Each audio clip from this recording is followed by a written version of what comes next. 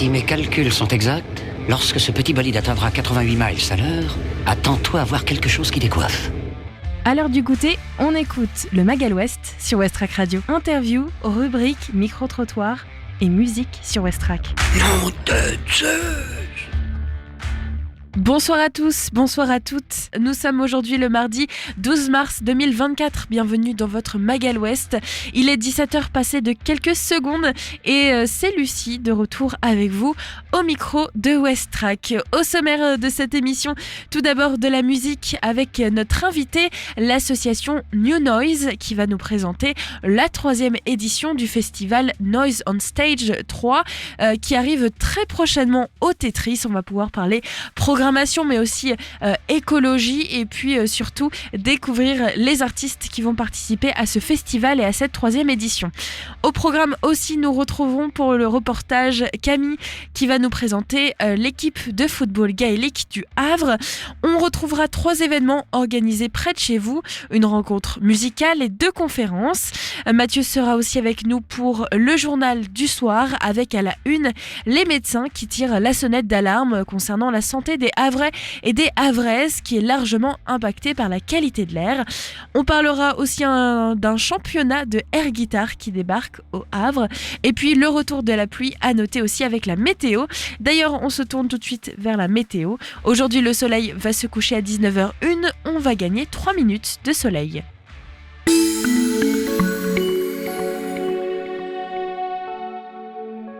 Aujourd'hui, le soleil se couche à 19h01. On gagne donc 3 minutes de soleil. Cet après-midi, Havraise est assez pluvieuse. La température actuelle est de 8 degrés. Le ressenti est de 5. Le vent devrait atteindre en moyenne les 24 km/h, tourné vers le sud-sud-ouest. En soirée, il faudra vous équiper en conséquence pour affronter la pluie. La température va retomber à 11 degrés et le vent devrait atteindre en moyenne les 19 km/h, direction ouest-sud-ouest. Demain, nous sommes mercredi, le soleil se lèvera à 7h17 et se couchera à 19h02. On va donc gagner 5 minutes de soleil. Demain matin, au Havre, le ciel, lui, sera gris et fortement nuageux. La température sera de 8 degrés. Le ressenti sera de 5. La force du vent va osciller aux alentours des 19 km/h, direction sud-ouest, et l'humidité relative de l'air sera de 96%. Demain après-midi, au Havre, il y aura de jolies éclaircies. Température demain après-midi qui va atteindre les 11 degrés. Le ressenti sera de 10. Le vent devrait atteindre en moyenne les 15 km/h direction sud-ouest. Demain en soirée, il y aura quelques nuages sans conséquence et de nombreuses éclaircies. La température sera de 12 degrés. Ressenti 13 et le vent devrait atteindre en moyenne les 3 km/h direction sud-ouest. C'est une sonnette d'alarme que lancent les médecins concernant la santé des Havrais et des Havraises en raison de la pollution.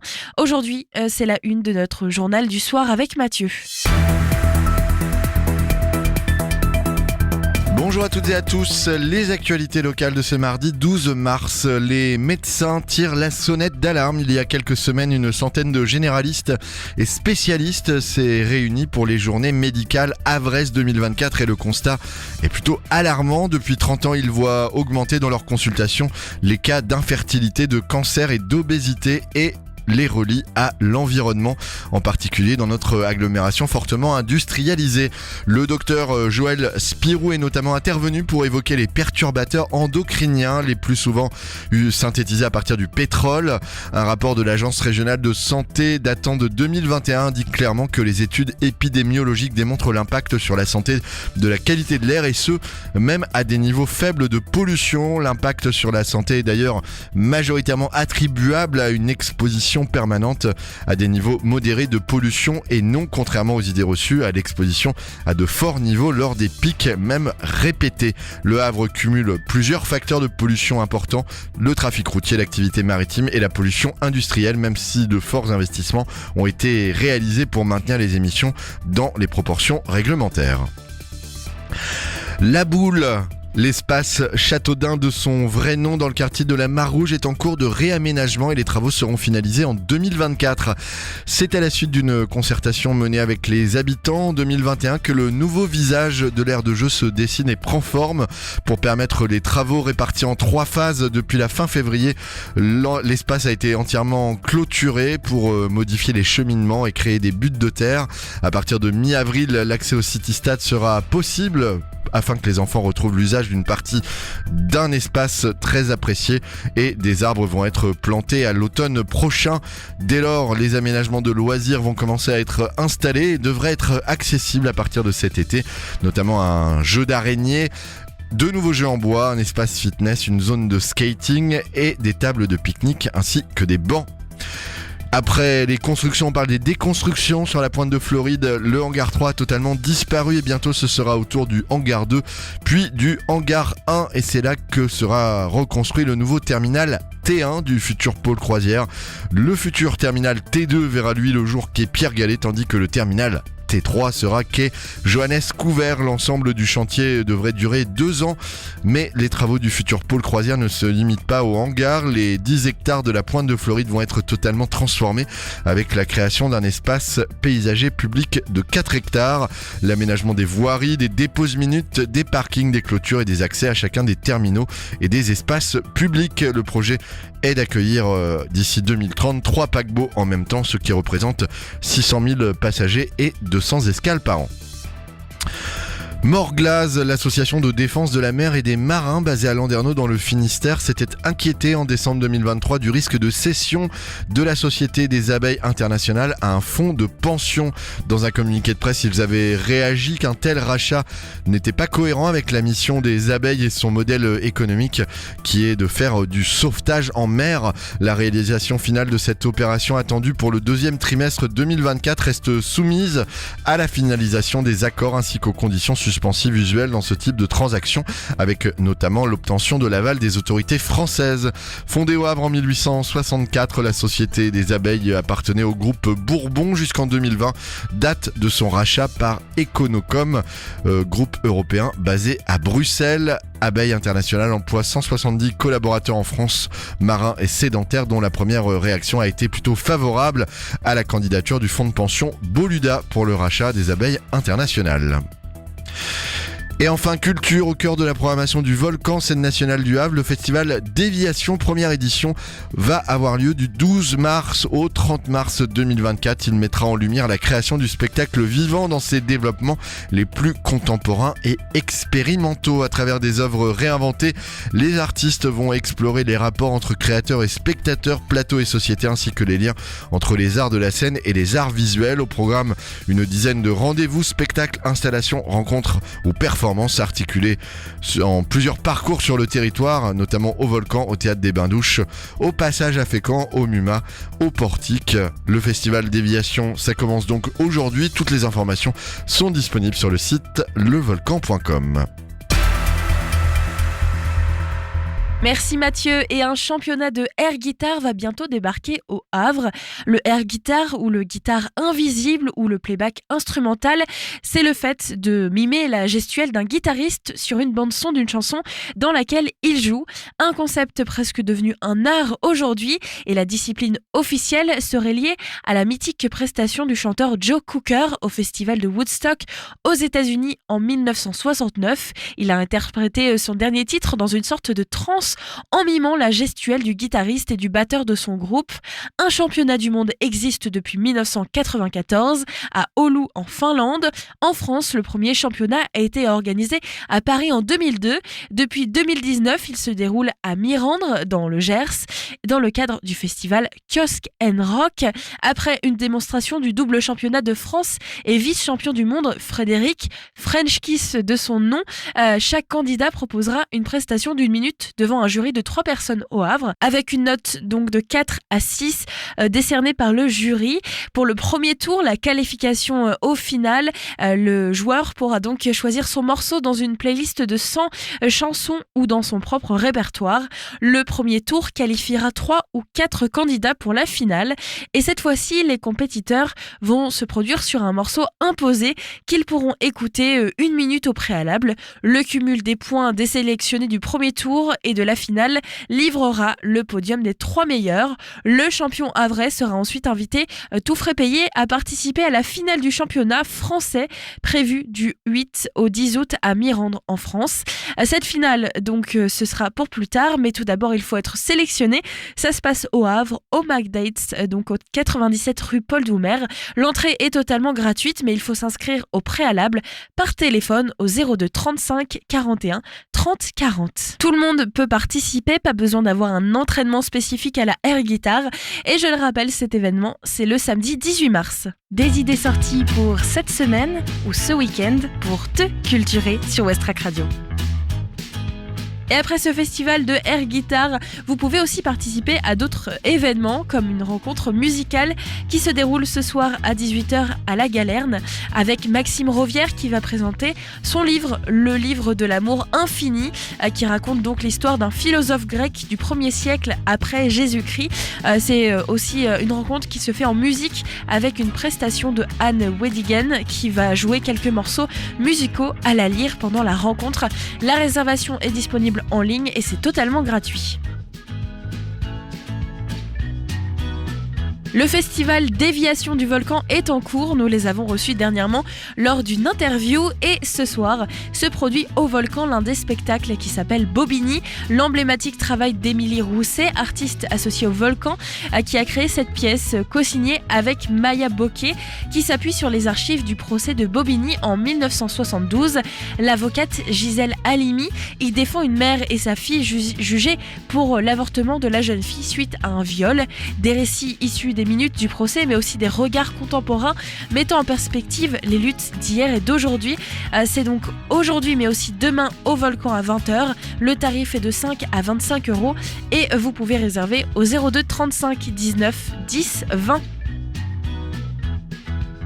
Et le dernier événement, c'est une conférence. Mais où sont donc passés nos herbivores ? Cette conférence, animée par Thierry Lecomte, docteur en biologie, se propose de développer la coévolution herbivore, végétation principalement herbacée. Malheureusement, l'homme a gravement perturbé ses équilibres naturels par élimination de nombreuses espèces herbivores.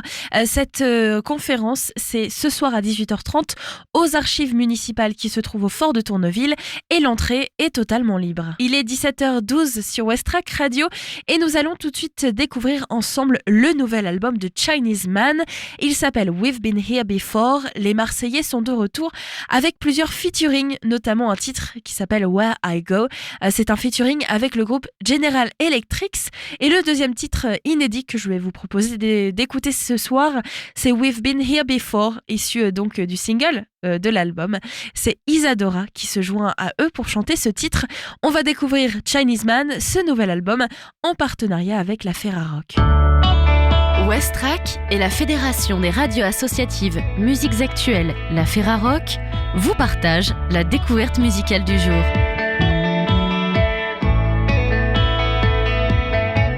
Chinese Man Records vient de sortir un nouvel album, We've Been Here Before. Cet album, c'est du hip-hop, c'est sorti le 1er mars 2024 chez Chinese Man Records. Collectif du sud de la France, le trio Chinese Man est composé de HiQ, Matteo et Sly. Il se produit de façon indépendante depuis ses débuts au sein de leur label Chinese Man Records. Formé en 2004, il puise ses influences dans le hip-hop avant tout, le trio hop, mais aussi le dub, l'électro ou encore le reggae. Avec seulement 2 albums à leur actif, Racing with the Sun sorti en 2011 et Shikantaza sorti en 2017, le groupe propose d'autres projets collectifs comme des EP, des remixes, des lives ou encore des groove sessions ou même en solo avec le projet Bold, Matteo ou Rumble. Le groupe enchaîne depuis 2009 les salles de concert, les festivals en France et à travers le monde.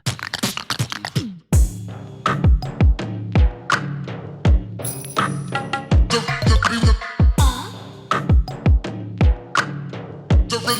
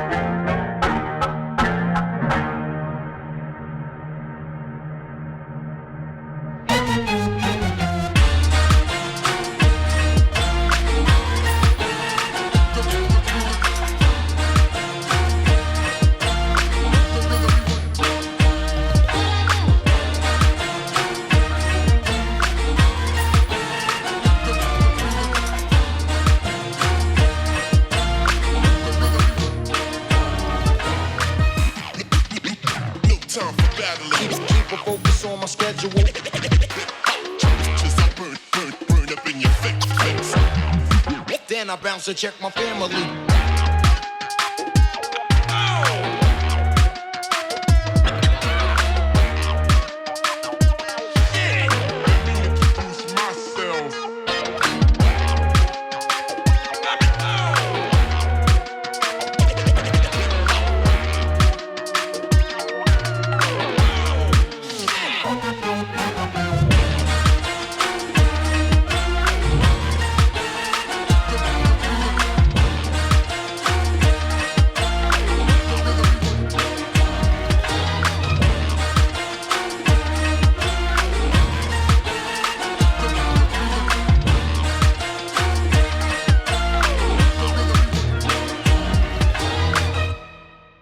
Ils ont notamment fait le Zénith de Paris en 2014 pour célébrer les 10 ans du groupe et la tournée The Groove Session Live aux côtés des Badja Frequenza et des Scratch Bands Crew pour commémorer leurs 15 ans. L'expérience Chinese Man se découvre en vinyle et se prolonge en live. Voir et vivre Chinese Man sur scène reste toujours une expérience unique et captivante qui invite les spectateurs au lâcher-prise.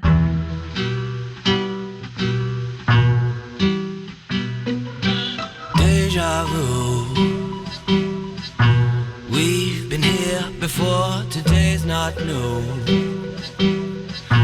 And every station is the same song too. It plays on loop. Deja vu.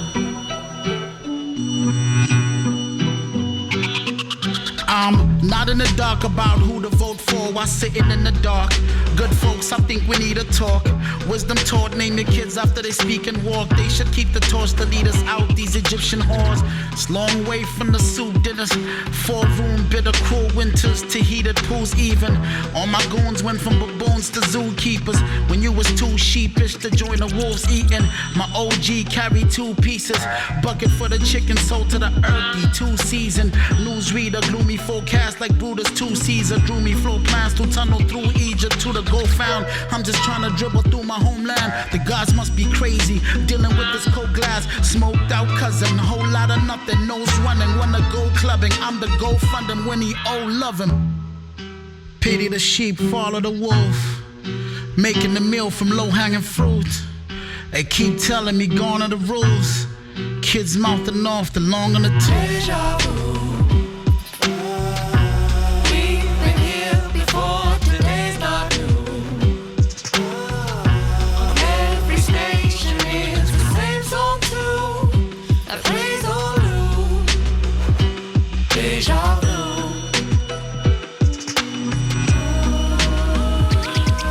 And you know that I care, 'cause I've been thinking about you, baby.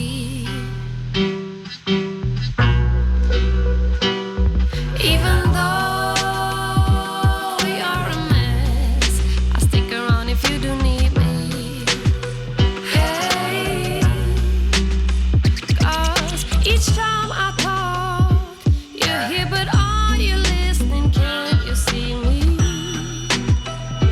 Trapped in my life, I nod and smile and realize. Same me, same you, it's deja vu.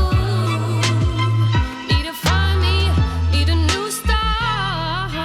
Deja vu. We've been here before, today's not new. On every station it's the same song too, that plays on loop. Deja vu.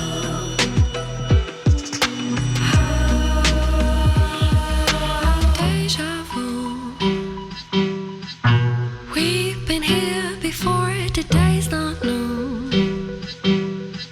On every station it's the same song too, that plays on loop. Deja vu.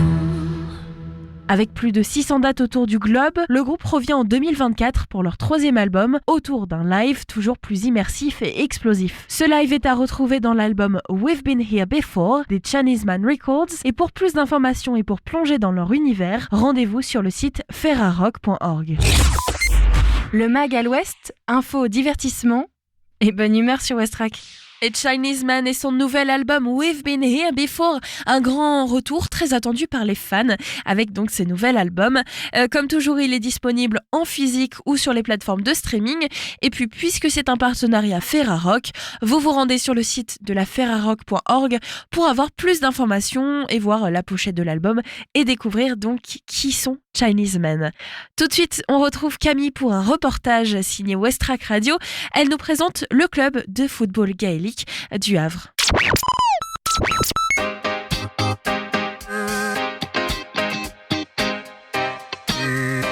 Le football gaélique, qu'est-ce que c'est ? On vous propose de le découvrir, Nausicaa et moi, puisqu'on a eu l'opportunité de s'entretenir avec la présidente du premier club de football gaélique du Havre, Flora Duquesne, qui est venue nous raconter et nous présenter son association. Est-ce que tu pourrais te présenter pour commencer et présenter l'asso ? Donc moi c'est Flora Duquesne, donc je suis professeure de français dans un collège et il y a 2 ans et demi à peu près on a créé avec mon conjoint le club de football gaélique du Havre. Donc après moi je suis joueuse depuis très longtemps puisque je jouais déjà à Rennes en Bretagne. En fait ça fait déjà 11 ans que je joue là-bas. Évidemment, comme je suis professeure, j'ai été mutée en Normandie et là, il n'y avait pas de club au Havre. Donc, c'était compliqué pour moi pendant quelques années de jouer à distance comme ça, de faire que des tournois. Et au bout de 5 ans au Havre, je me suis dit, bon allez là, c'est le moment de créer le club. Donc, c'est comme ça qu'on s'est motivés il y a 2 ans et demi. Et finalement, ça a bien pris depuis. Donc, c'est vrai que c'est assez chouette. Là, on s'entraîne 1 fois par semaine, là... c'est au stade Yuri Gagarine sur les hauteurs du Havre. Et tous les lundis, 19h30. Et il y a plein de motivés, plein de joueurs, plein de joueuses. On joue donc en mixité, quoi, gars et filles mélangés. Et c'est vrai que par rapport au tout début, il y a 2 ans, quand on était passé, il y avait une petite dizaine de joueurs, mais c'était fragile. En plus, en hiver, avec le froid, pour se motiver, c'était compliqué. Donc là, ça y est, on sent que c'est quand même bien lancé, quoi. C'est quoi la différence entre le football normal et normal ordinaire, celui qu'on connaît bien, et le football gaélique en fait? Alors le football gaélique, c'est un sport qui est irlandais. Et en fait, en Irlande, c'est carrément le sport numéro 1. Donc, il est même plus populaire que le foot, plus populaire que le rugby là-bas. Et on y joue dans les collèges, les lycées, à l'école. Tous les Irlandais sont mordus de foot gaélique. Et concrètement, ça se joue donc sur un grand terrain en herbe en extérieur. Mais la grande différence, c'est qu'on peut jouer avec les mains. Donc, on joue à la fois au pied, on peut faire des tirs au pied, on marque au pied. Mais on a aussi la plupart du temps le ballon dans les mains et on se fait des passes à la main aussi. Ce qui change vraiment tout sur le terrain. C'est vrai que les anciens footballeurs aiment bien découvrir le football gaélique finalement parce qu'il y a quelques réflexes qui restent et quelques automatismes. Mais c'est quand même une grande découverte puisque finalement même le déplacement sur le terrain n'est pas le même. Les contacts aussi sont un petit peu différents. Donc c'est ça la grande différence. Il y a aussi quand même une autre différence, c'est les buts, puisque but de foot, c'est juste une cage. Et là, au football gaélique, il y a une cage et prolongée par des perches. Ce qui fait que on met 3 points directement dans la cage de foot et 1 point entre les perches au-dessus. Donc c'est vrai qu'il y a plein de petites subtilités comme ça. Mais en fait, ce qu'il faut savoir, c'est que le foot gaélique, ça a été créé par les Irlandais, mais justement pour se distinguer du foot anglais et du rugby anglais. Donc finalement, il y a quelque chose de très identitaire aussi. Parce qu'en Irlande, il y a aussi d'autres sports gaéliques, je ne sais pas si vous avez vu aussi, mais... Donc le foot gaélique, c'est vraiment peut-être le plus pratiqué. Mais il y a aussi le hurling. Cette fois, ça ne se joue pas avec un ballon rond, c'est plus avec... une sorte de batte, mais bon, c'est un peu violent d'utiliser ce terme-là. Mais en tout cas, il y a plusieurs sports gaéliques comme ça en Irlande, et ça tend à se propager un peu dans le monde. Mais en France, on a un peu plus de mal avec le hurling. Il y a juste un club à Paris, mais sinon à Toulouse aussi un petit peu. Donc ça se développe, mais moins que le foot gaélique, qui est quand même bien ancré dans toute la France. Est-ce qu'il y a une raison particulière pour laquelle tu as voulu faire du foot gaélique ? Eh bien, moi, j'ai été recrutée par ma belle-sœur il y a 11 ans. Donc, elle avait déjà pratiqué le football gaélique au lycée avec son professeur d'EPS. Donc, elle était mordue de foot gaélique. Et puis, j'étais allée la voir jouer. Et ce jour-là, il manquait des joueuses. Donc, elle m'avait un peu proposé de jouer et tout ça. Puis, finalement, elle m'a embarquée là-dedans et j'ai jamais arrêté après. Mais c'est vrai que moi, à l'origine, j'étais gymnaste, donc rien à voir. Et au Havre, je me suis mise aussi au rugby parce que comme je pouvais plus pratiquer le football gaélique, il fallait quand même que je m'entretienne physiquement et tout ça. Et donc, j'ai découvert le rugby avec le HRC, donc un super club au Havre aussi, qui recrute également comme nous. C'est vrai que c'était quand même sympa de faire à la fois rugby et football gaélique, 2 sports co qui se complétaient bien, je trouvais, pendant quelques années là. Enfin ouais, donc en tout cas, les origines, c'est vraiment ma belle-sœur qui m'a recrutée il y a 11 ans.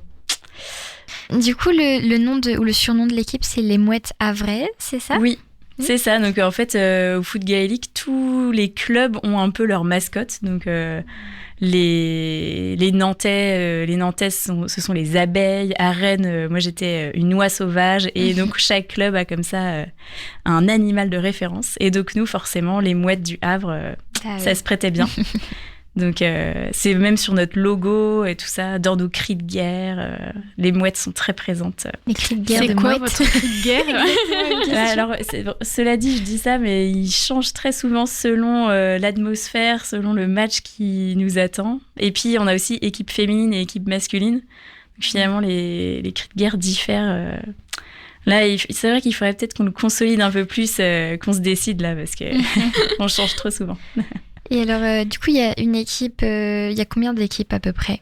En France, on est à peu près 1000 licenciés, donc auprès de la Fédération française de sport gaélique.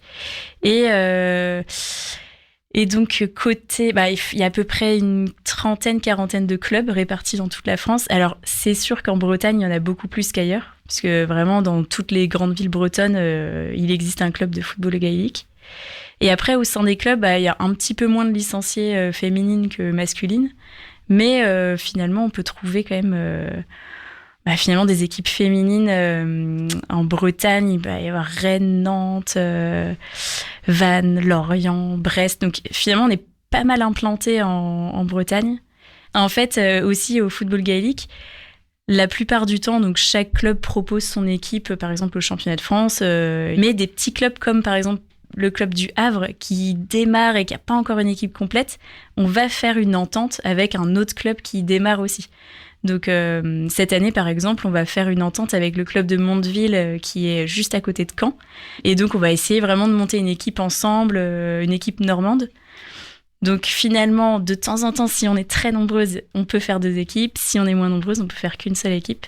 Donc voilà, on va plus compter en termes de licenciés en tout. Alors là, pour l'instant, au Havre, on est une 30aine de licenciés gars et filles mélangés.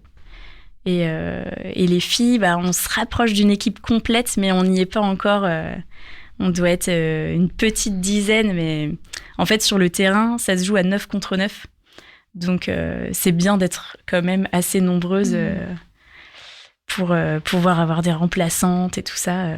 Et donc, vous recrutez là, activement. Donc là, on recrute activement. On a bien commencé la saison. Donc, on a quand même un bon noyau de filles qui vient s'entraîner tous les lundis. Les gars aussi, là, on peut faire une équipe complète. Ça, c'est assez chouette, mais on recrute tout le temps. Puis, on a très souvent des nouveaux même qui viennent tester par curiosité le lundi soir. Et on est tout le temps ouvert. Voilà, même si c'est pour tester 1 ou 2 fois et finalement choisir un autre sport, il n'y a aucun souci. On aime bien aussi faire découvrir notre discipline. Voilà, c'est vrai qu'on recrute. On recrute encore. Et c'est vrai qu'au niveau des championnats, j'ai pas trop parlé de ça, mais là, on a fait déjà la première partie de saison, donc en gros entre septembre et en ce moment. Et les garçons, eux, ils ont déjà fait un championnat du Grand Ouest, donc dans tout le Grand Ouest de la France. Et ils sont arrivés en finale, donc ils ont quand même un bon niveau. Comme quoi, on les coache bien et les entraînements ils sont assez performants. Chez les filles aussi, on a commencé un peu nos tournois. Et en fait, la deuxième partie de la saison, là, on bascule sur les championnats de France. Et dans ce cas-là, on rencontre vraiment toutes les équipes de toute la France. Donc ça va bientôt commencer. En gros, c'est entre avril, mai et juin. Et dans ce cas-là, on va dans plein de grandes villes françaises, à Lyon, Clermont, Toulouse. Et finalement, tout le foot gaélique français se retrouve là-bas pour s'affronter. Il y a eu un championnat en Irlande aussi, c'est ça, en 2023 ? Oui, ouais. Alors cet été, on a participé au championnat du monde de football gaélique. Alors évidemment, pas tous les licenciés du Havre, mais donc moi-même avec une autre joueuse, on était dans l'équipe de France. Donc on a pu... Alors il y avait 2 équipes de France. Il y avait une équipe de France et une équipe de France développement. Donc on a toutes les 2 combattu différentes équipes et tout ça. Et on a terminé en demi-finale du championnat du monde, donc très très dur face à l'équipe du Canada. On a encore du mal à digérer 6 mois après. Là on la voulait cette finale, mais... Donc il va falloir s'y remettre dans 3 ans, je pense. Donc voilà pour les filles. Et puis côté gars, en fait, on a quelques joueurs du Havre qui ont joué dans l'équipe de Neustrie. Donc c'est un peu la Normandie élargie. Ils ont pu concourir là-bas au championnat du monde. Et puis d'autres jouaient aussi dans des équipes d'Europe. Parce que c'est vrai que c'est assez particulier en football gaélique. C'est pas forcément des nations telles qu'on les connaît qui vont s'affronter. Comme il y a une forte revendication identitaire, notamment les Irlandais revendiquent aussi leur identité. Finalement, ils sont ouverts au fait qu'il y ait par exemple l'équipe de Bretagne, l'équipe de Gascogne, l'équipe de Galice. En fait, chaque région dans le monde peut aussi proposer son équipe au championnat du monde. Mais il y avait vraiment plein de pays différents. Il pouvait y avoir je sais qu'il y avait le Cambodge, il y avait l'Australie, il y avait le Canada. Il y a quand même des zones dans le monde où c'est très très développé. Aux États-Unis, il y a un très très bon niveau. C'est d'ailleurs les New-Yorkaises qui ont gagné le championnat du monde cette année. Donc voilà, on aimerait bien les affronter dans 3 ans. C'est vrai que c'est très très répandu dans le monde. Et là, le championnat du monde, c'était une expérience. C'est génial, hein, franchement. C'est étalé sur une semaine complète. Et nous, du coup, on a plein de matchs tous les jours. On affronte des gens qu'on rencontrerait pas d'habitude. Donc, ouais, c'est vraiment des beaux événements, c'est sûr. Et sinon, on a aussi fait un championnat d'Europe il n'y a pas si longtemps. Alors moi, je suis championne d'Europe en titre avec l'équipe de France et ça date de l'été 2022. Donc c'est vrai qu'en Europe, il y a quand même des équipes en Belgique, Luxembourg, Allemagne, en Espagne, en Galice. Donc c'est assez développé finalement. Comme on n'est pas très loin de l'Irlande aussi, ça doit aider, je pense. Et on a réussi à remporter la finale face aux Galiciennes. Et les Galiciennes, elles sont pas faciles. On n'a pas toujours gagné là. Les dernières années, c'était très serré. Et en Galice, c'est très très développé le football gaélique. Donc voilà, cette victoire, elle a fait du bien là. En 2022. Félicitations. Ouais. Merci. Bon, ça date un peu, hein, mais ouais, normalement c'est l'année prochaine que le titre sera remis en jeu. Donc on verra. Si on maintient le titre ou pas, quoi. Mais... Donc là, niveau projet de la 2e saison, c'est plutôt championnat de France. Voilà, c'est ça. Donc côté féminin, nous, on va avoir... Alors, il nous reste une manche fédérale donc, qui aura lieu à Lyon. Donc on affronte plein d'équipes du Grand Est de la France. En fait, on affronte quasiment toutes les équipes de France à Lyon, sauf les équipes de Bretagne. Donc on a cette échéance-là en février et après en effet c'est le championnat de France, donc on a 3 manches et on accumule des points au fur et à mesure et les finales du championnat de France auront lieu à Bordeaux cette année en juin, je crois que c'est le 15 juin et dans ce cas-là on a à la fois tout le championnat féminin et tout le championnat masculin qui est rassemblé. Et donc, dans ce cas-là, on peut s'encourager, s'observer et tout ça. Et puis, surtout, on fait la fête tous ensemble le samedi soir. Donc, tous les adversaires de toute la France, on se retrouve à la fin.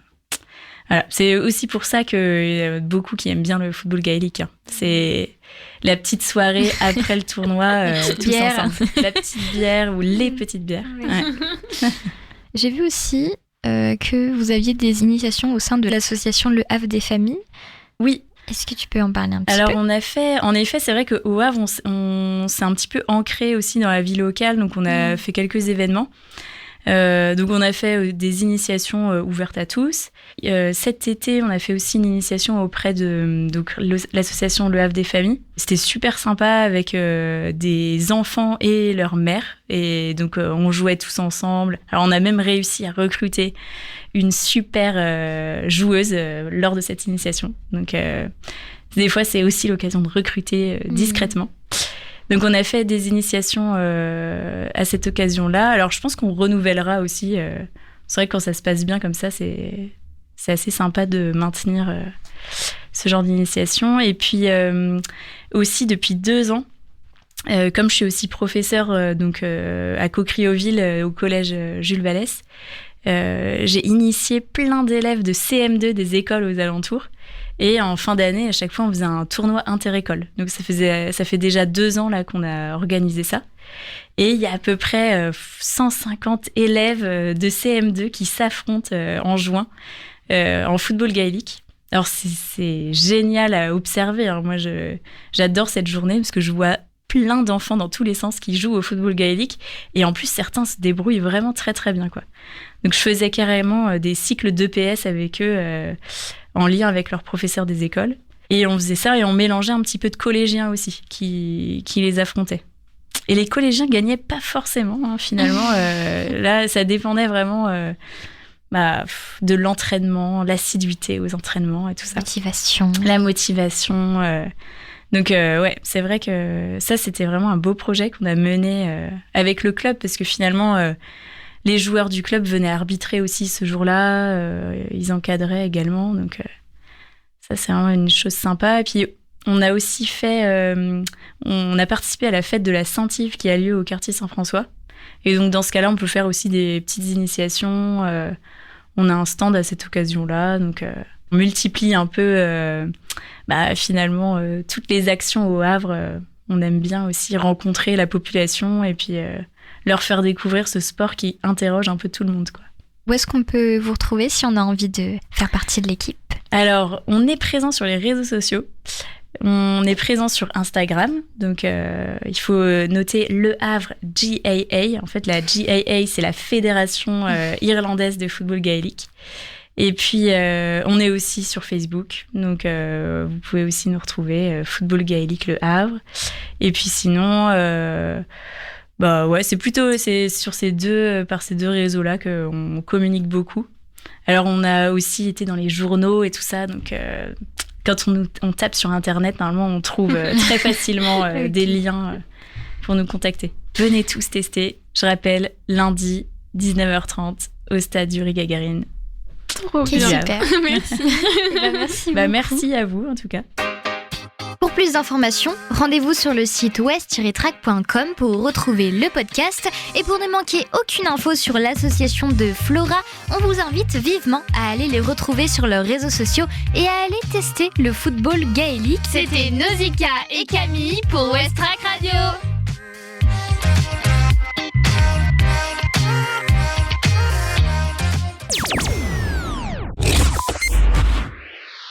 Et il est 17h40, vous êtes toujours à l'écoute du Magal Ouest en compagnie de Lucie et j'accueille dans le studio nos deux invités, Nicolas et Antoine de l'association havraise New Noise. Ils vont nous présenter la 3e édition de Noise on Stage, donc le 3e, Noise on Stage 3, comment est-ce qu'on dit ? On dit 3. On dit 3. Salut, ça va bien ? Salut Ça Lucie, ça va. Du coup, cette 3e édition se passe au Tetris, à la programmation End of Juno ou Dorshan. Bon, on va en parler dans quelques instants. Mais d'abord, 3e édition, qu'est-ce qui change dans cette formule et surtout, qu'est-ce qui ne change pas ? Bah en fait, il ne change pas grand-chose. Au final, c'est toujours un peu la même chose. On essaie d'avoir des femmes dans nos événements, sur cet événement-là, principalement. Et c'est assez compliqué à trouver, mais on arrive quand même au moins à avoir un ou deux membres féminins au sein des groupes, quoi. Pourquoi est-ce que c'est important d'avoir des femmes ? Bah parce que ça change, mine de rien. C'est vrai qu'on a l'habitude, surtout nous on est beaucoup dans l'univers rock, et on a l'habitude d'avoir beaucoup de gars finalement qui jouent sur scène. Donc on était parti de ça au début en se disant pourquoi pas faire jouer justement des groupes 100% féminins. C'est ça. Et donc on y arrive mine de rien quand même. Oui, ça va, oui. Pourquoi c'est difficile de trouver des femmes ? Surtout que je crois que pour vous c'est aussi important le local, notamment pour Noise on Stage. Bah ouais, c'est ça, le local est très important pour qu'on fasse jouer au moins des groupes normands sur cet événement-là, quoi. Et du coup, pourquoi c'est difficile d'avoir des femmes, de trouver des femmes ou des groupes particulièrement féminins ou avec au moins une femme ? Alors ça, c'est une bonne question. C'est un beau en mystère. vrai, ouais, ça, je pense qu'on n'a pas la réponse. Non, pas vraiment. Non. Vraiment. Après, on avait même essayé, lors de la 2e édition, on avait eu la date, et on avait lancé, en gros, un appel à candidature. On n'avait eu personne nous avait contacté vraiment là-dessus, donc on s'est dit, ça va être compliqué à trouver, quoi. Puis, en le cherchant, après, on arrive à trouver, quoi. On a aussi aidé un peu avec le Tetris, qui nous donne des fois des groupes à écouter pour voir si ça peut rentrer ou pas dans la programmation, quoi. Oui, c'est une coprogrammation ou plutôt une co-organisation avec le Tetris. Est-ce que c'est plutôt vous qui vous occupez de la programmation, justement le repérage d'artistes et notamment de femmes ? Qu'est-ce que ça change le fait que ce soit une coprogrammation ? En fait, au niveau de la programmation, on échange entre nous. Nous, on recherche déjà au début quelques groupes qui pourraient nous plaire aussi. Et on leur propose et on échange comme ça là-dessus pour voir qu'est-ce qui peut coller avec tel ou tel groupe ou pas, quoi, aussi déjà. La programmation, elle est éclectique, mais vous êtes quand même plutôt sur le côté assez rock, voire métal, et on va en parler dans quelques instants. C'est le cas de cette 3e édition. Comment est-ce que ça s'est développé, ce côté plutôt métal, plutôt rock, mais il y a quand même des influences assez électro, je crois, pour les deux qui arrivent pour la prochaine édition. En fait, on part pas trop sur nous à la base sur le rock métal. On était ouvert à tout style musicaux différents. Et l'année dernière, on avait plutôt du post-rock, on va dire, et puis un peu rock, on va dire, c'était du rock punk, un peu rock. Live, c'était un peu, rock garage, comme on dit. Garage un peu, ouais, c'est ça, ouais. Et au final, on va dire que le rock est plutôt venu à nous, parce qu'à l'origine, comme on était un peu ouvert à tous les styles, finalement, c'est les gens qui nous contactent aussi, qui nous contactent de plus en plus. Après, au Havre, c'est vrai qu'il y a un bassin aussi assez rock, donc je pense que comme on est une asso assez locale, les gens, des groupes locaux viennent à nous, et comme il y a beaucoup de rock, mine de rien, voilà, la programmation suit un petit peu aussi ce qu'il y a dans le coin. Et par rapport à la programmation, du coup, on est pas mal contacté vu ce qu'on met sur nos réseaux et ce qu'on a fait comme concert. Il y a pas mal de groupes rock, metal qui nous contactent aussi maintenant là-dessus, quoi. Alors pour cette 3e édition, on va retrouver End of Juno qui va réveiller le fort de Tourneville, plutôt avec du métal, et Dorshan, là ça va plutôt ambiancer la scène du Tetris. Est-ce que vous pouvez nous donner un peu plus de couleurs, de texture sur l'ambiance qu'on va pouvoir retrouver? C'est le samedi 23 mars, c'est ça le festival? C'est ça, tout à fait. Ouais. Après, oui, ça va être un peu comme tu as dit, ça va être ambiance bien avec Dorshan qui va bien faire bouger les foules, je pense, au début. Et puis End of Juno qui va bien... Je pense que ça va être très explosif sur la fin, du coup. Explosif à la fin, oui. D'où est-ce qu'ils viennent ces groupes? Comment vous les avez repérés? Alors Dorshan, on les a déjà fait jouer lors d'un événement au McDead's. Et du coup, on avait bien sympathisé aussi avec eux. Et moi, je leur ai proposé de jouer à cet événement-là pour que ça colle bien aussi avec le groupe italien après, quoi. Vous avez souvent des événements au McDates, d'ailleurs en dehors, parce que l'association c'est New Noise, donc vous avez d'autres projets à côté.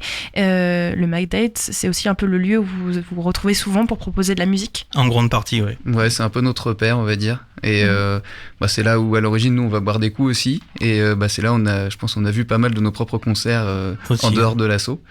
Et au final, pareil, ça se passe toujours bien avec eux, l'organisation est top, donc on y revient assez souvent. Et pareil, du coup, un peu sur la même formule, on fait venir des groupes plus ou moins internationaux, et avec toujours une première partie qui est locale, et du coup ça marche bien, donc on y reste. C'est ça.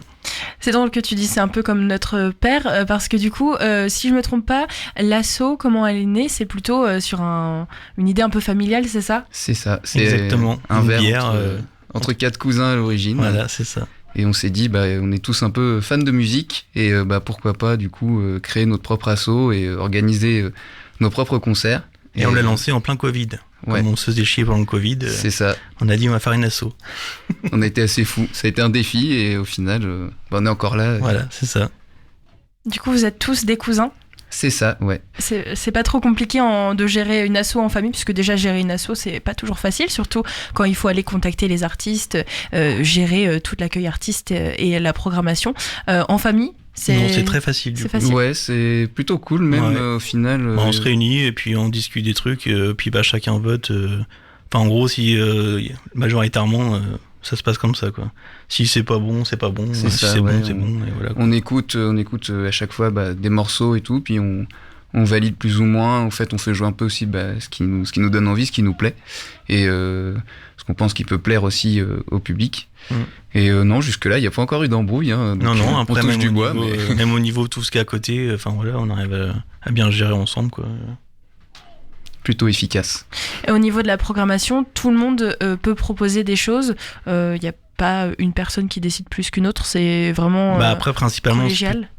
Principalement, c'est plutôt moi, on va dire, parce que je réponds quasiment à tous les artistes, on va dire. C'est plutôt moi qui gère un peu ça. Mais après, tout le monde peut proposer n'importe quoi, et puis on va ensemble. Puis c'est vrai que même aujourd'hui, c'est même de plus en plus les groupes qui nous contactent au final. Donc toi, tu vas plus rechercher justement pour les événements comme à Noise on Stage. Mais aujourd'hui, on est vraiment aussi beaucoup contactés. On reçoit pas mal de mails par semaine. Donc au final, on arrive quand même à trouver. Nous, après, on réfléchit... on leur demande les conditions à tous les groupes, s'ils ont quelque chose à faire écouter, et après on se fait une petite réunion, on écoute tous les divers groupes et on voit ce qui nous plaît ou pas, quoi. Donc en fait c'est un peu comme ça que ça part, quoi. Il y a beaucoup d'associations et de groupes qui organisent des événements, des festivals justement autour de la musique, et notamment plutôt le côté un peu rock, un peu métal. Est-ce qu'il y a de la place pour tout le monde? Vous n'avez pas l'impression de plus trouver au bout de surtout 3e édition? Il y a toujours une envie et il y a toujours de la place pour vous et pour les autres? Bah, franchement, ouais. Même justement, je trouve qu'il y a une entente entre assos, parce que ça arrive des fois d'avoir d'autres assos qui nous envoient des groupes. Ça nous est arrivé, aussi, ou même nous dans l'autre sens, où si on n'a pas le temps, ou si on est en vacances aussi parce qu'on a nos vies à côté, de les orienter vers d'autres assos aussi. Donc je pense que justement il n'y a pas tellement de concurrence là-dessus. Ouais, même si on connaît pas toutes les assos, en visu quoi, au moins on a des échanges des fois que ça peut arriver, on est envoyé vers tel ou tel asso. En gros c'est un peu ça quoi. Ouais.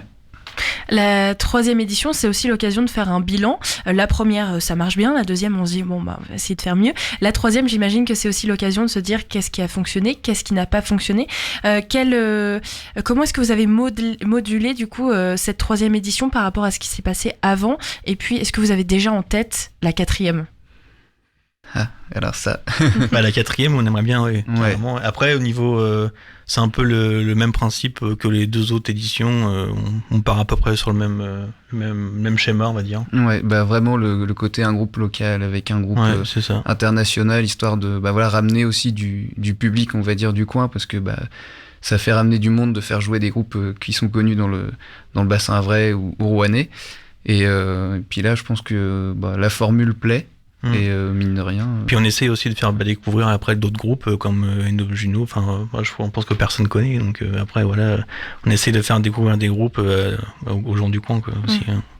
C'est aussi prendre un risque de les surprendre et que les gens soient aussi curieux et osent un petit peu aller voir quelque chose qui sort de leur zone de confort. Et oui, c'est un peu ça, ouais. Ouais, déjà sur la première édition, c'est vrai que c'est pareil. Et les filles n'étaient pas forcément connues. Et c'était, j'ai plus le nom du coup, les Anarchics sur la première édition. Et au final, ça a bien plu. Les retours, en plus, c'est assez positif. La programmation était bien tournée, ça montait vraiment crescendo au fur et à mesure aussi de la soirée. Donc c'était top. Chaque groupe y a mis du sien et franchement, tout le monde avait bien géré. Et la 2e édition était vraiment top aussi. Et franchement, je pense que j'espère que la 3e sera aussi une réussite, je n'en doute pas. J'espère, oui. Et pour la 4e, est-ce que vous avez déjà commencé à repérer? Et puis, comme on le disait, le style de musique, vous êtes ouvert à tout, en fait, tous les genres, toutes les esthétiques. Est-ce que vous avez déjà des choses de repérer? Vous pouvez nous en parler un petit peu? Pas vraiment encore, non. Non, là, pour l'instant, on attend déjà que la 3e édition se fasse. C'est ça. Mais la programmation après en dehors de Noise on Stage est déjà bien avancée pour l'année. Ouais, c'est ça, on a des trucs déjà prévus, un sur le mois de mai, un sur le mois de juin. Et puis après on commence un peu à travailler aussi sur la fin de l'année, tranquillement quoi. Après du coup cet événement-là, on verra selon ce que ça donne là, et puis si le Tetris nous en fait confiance derrière pour lancer Noise on Stage 4. Les autres projets à côté dont vous parlez, du coup c'est au McDates, c'est ça? Et c'est aussi le festival. Ouais, on a un festival caritatif qu'on fait tous les ans. Et là, on ne sait pas si on va pouvoir le faire cette année ou pas, on verra bien, on va y réfléchir déjà. Parce que c'est pareil, c'est toute une organisation aussi. Une grosse organisation, ouais. Mais on en a fait 3 déjà, dont 2 à la Halle et 1 à la salle François 1er l'année dernière. Donc là, sur cet événement-là, on fait pas mal de groupes, que des groupes locaux de Normandie en général, avec des assos normandes et en gros, tout ce qui est les dons sont séparés entre associations. Ça permet là du coup de faire découvrir des groupes et des assos qu'on connaît pas forcément non plus. Et puis le tout dans la bonne humeur, la bonne ambiance et c'est la pareil, rigolade. Ouais. Et au McDates, du coup, c'est souvent des invités assez internationaux? On en a eu quelques-uns, oui. Ouais, bien sympathiques. Ouais. C'est ça, une petite dizaine de plein de pays différents. Ouais, c'est ça, Australie, Canada, et j'en cite... Ouais. Et là, du coup, au mois de juin... On refait venir un groupe de Madagascar qu'on avait fait venir il y a 2 ans. Et du coup, on les refait venir là au mois de juin. Faut pas hésiter à venir, ça envoie bien du pâté. Et qu'est-ce que c'est exactement? Ça s'appelle Loharan et c'est du métal malgache. Ils chantent en malgache, mais c'est super bien. C'est assez ambiant. Encore une fois, il faut se laisser porter. Faut oser sortir un peu de ce qu'on peut connaître. Exactement. Du métal, c'est souvent assez anglophone quand même. Là, faut se laisser porter. Voilà, c'est ça. Après, faut essayer de chanter les paroles, hein, mais on n'a jamais réussi jusque-là. C'est chaud. On peut essayer. Du coup, le prochain événement, c'est le samedi 23 mars. Donc là, c'est Noise on Stage 3, puisque ça se dit en français apparemment. Je savais pas si c'était 3 ou 3. Donc on va retrouver End of Juno et Dorshan. On peut déjà prendre nos billets. Ça se passe sur le site Hello Asso ou sur le site du Tetris qui donc est en co-organisation avec vous. La prévente est à 10 €, mais il y a aussi possibilité de prendre nos places directement le jour du concert. Ouais, sur place, ouais, aussi. Ouais, tout à fait, ouais. On accepte tous les moyens de paiement, sauf les chèques. Okay. C'est quoi le tarif ? On sera à 15 € sur place, donc c'est pour ça on Et là, en invite les prévente, gens, c'est toujours 10 €. ouais. Ok, donc dès maintenant, tout de suite après le Magal West, on peut sauter sur Hello Asso et retrouver nos billets sans souci. Exactement. Tout à fait, ouais. Même sur notre site internet, notre nouveau site internet qui est tout beau. Il y a un lien aussi pour prendre des places. Vous avez refait votre site, c'est ça ? C'est ça. Exprès pour l'événement ? Bah plus ou moins, ouais. Plus ou moins, et puis on s'est dit qu'on en avait d'autres qui allaient arriver, donc notre ancien site commençait un petit peu à dater, on l'a mis à jour et comme on a aussi maintenant du merchandising, voilà. Donc ça on va le prononcer à l'anglaise, mais donc maintenant comme on a aussi pas mal de petites choses à vendre, on s'est dit que c'était bien de les mettre en vitrine aussi, donc on s'est refait une beauté. C'est quoi l'adresse de ce site ? Alors c'est newnoiselh.fr.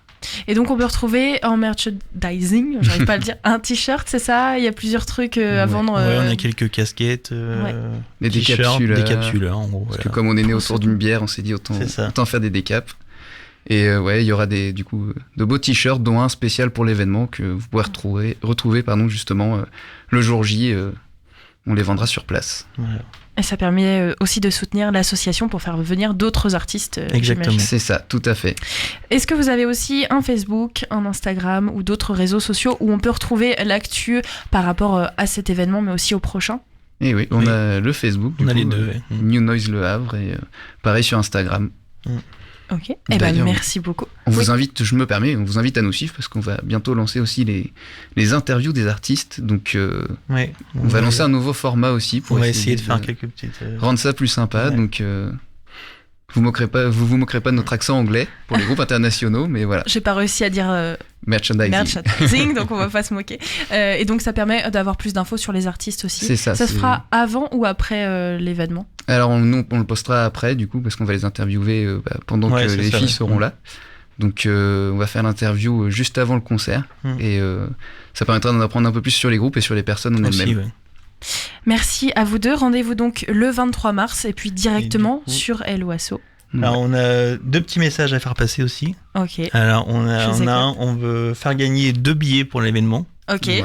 Donc qu'est-ce qu'on avait dit que la première personne qui nous contacte sur Facebook ou Instagram en nous mentionnant West Track Radio gagnera 2 places. Voilà. Et le deuxième petit message, c'est un bon anniversaire pour tes 50 ans à Caroline aujourd'hui. Et bon anniversaire à Caroline. Et puis du coup, là, faut se dépêcher. Il faut prendre son téléphone. Il faut vous taguer tout de suite. Exactement. Merci à vous deux. Merci à toi. Et donc, rendez-vous le 23 mars pour ne pas rater cet événement au Tetris. On compte sur vous. Et nous, on va se quitter, il est déjà 17h57. On se quitte en musique, pourquoi pas, avec Skinny Pelemb qui va nous chanter le titre Who by Fire. Mais vous restez sur West Track Radio.